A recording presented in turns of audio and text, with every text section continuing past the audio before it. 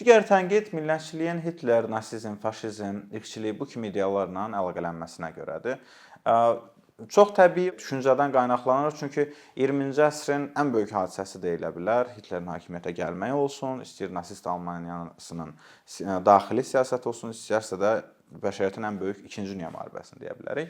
Əslində qeyd elədik ki, statistik olaraq yanlışdır. 250 illik tarixdə müəyyən bir dövrdür, kiçik bir dövrdür və 250 illik tarixdə liderlərin arasında Hitler sadəcə olaraq bir nümunədir. Amma yenə də buradan öyrənilməli olan bir neçə nəticələr var. Məsələn, millətçilik və irqçilik bu ideyalar arasında ortaq cəhətlər nələrdir? İlk ortaq cəhət bunu deyə bilərik ki, hər iki ideya da biz və digərləri fərqinə fokuslanıb. Hər iki ideyada da millətçilikdə bəzən ortaq əcdad məsələsi olmuş olur. Amma biz və digərləri məsələsinə gəlmək istəyirəm. İrqçilikdəki biz və digərlərində sərhəd həddindən artıq sərt qoyulub. Çünki burada biz və digərləri bioloji və fenotip üzrə ayrılıb.